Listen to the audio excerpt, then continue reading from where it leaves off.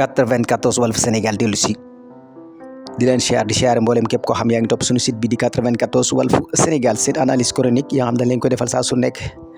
ci réew mi ak bitim réew ñu ngi leen di jaajëfal di leen siyaar wéy leen di toppal 94 Walf Sénégal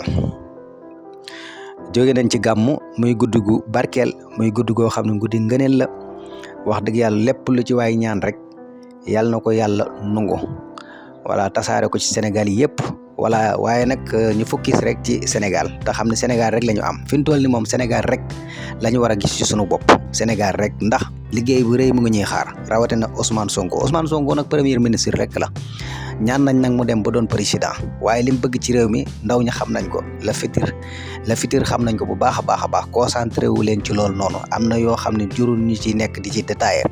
parce que wax dëgg yàlla gis ngeen pétrole bi scandale yi nga xam ñu ngi ko ciy wax ñun ñuy wax ci pétrole bi zircon beeg gaz bi ñun fi mu toll loolu lañ soxla nañuy wax ci loolu nañu fokki ci Sénégal te xam ne am na yoo xam moom fi mu toll ni ay détails romb nañ ko nañu fokki ci Sénégal ñu liggéey Sénégal dem ca kanam xam nga nag jamono bu nekk suñu borom moo ko moom te jamono bu nekk ak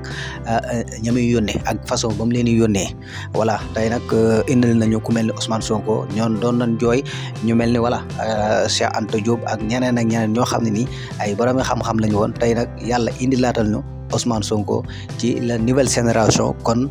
message am yi yàgg na koy wax ay message am yàgg na koy wax pour lu jëmale réew ma ca kanam kan yaakaar naa ne li ci des mooy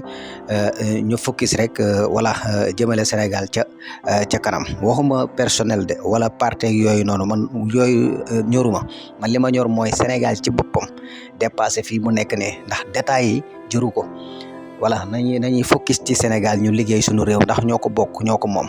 voilà gis nga àdduna bi dañuy rawante ci xam-xam ban xam-xam yi bari na voilà nga xam ne rawatina na xam-xamu technologie nga xam ne tey ji pétrole bi matières yi fi nekk nga xam ne nee naan pétrole zircon gaz yooyu yëpp mu ngi fi bu fi amee nga xam ne yooyu ay matières yoo xam ne ni mën nañ cee génn lu ne di ko développé voilà ñu déem a voilà tabax ay ndaw ñoo xam ne ay ingénieur la ñuy doon wala ay technocrate la ñuy doon voilà xam nga ay boromi xam-xam la ñuy doon nga xam ni kon détails yi heure bu ñu egg foofu dañ ciy jógee voilà nga xam ni kon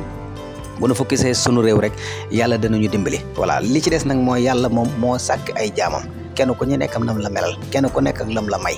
ñii da leen a may ban géejal ñii mu may leen tuuti ñii mayu leen dara waaye teewul yàlla rek la yàlla moom bindee fi moom jaam ñi voilà jamono bu nekk ak la cay xew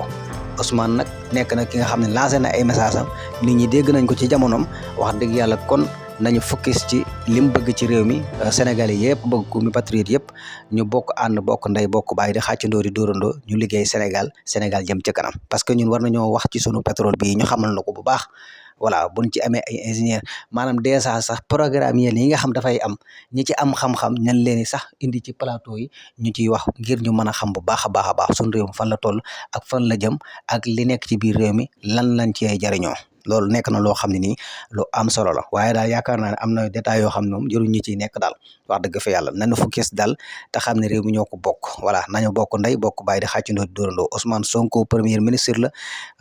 mu faru gouvernement am ñaanal nañ ko nag mu dem ba doon président voilà président de la république moom Ousmane Sonko 94 Walf Sénégal lii la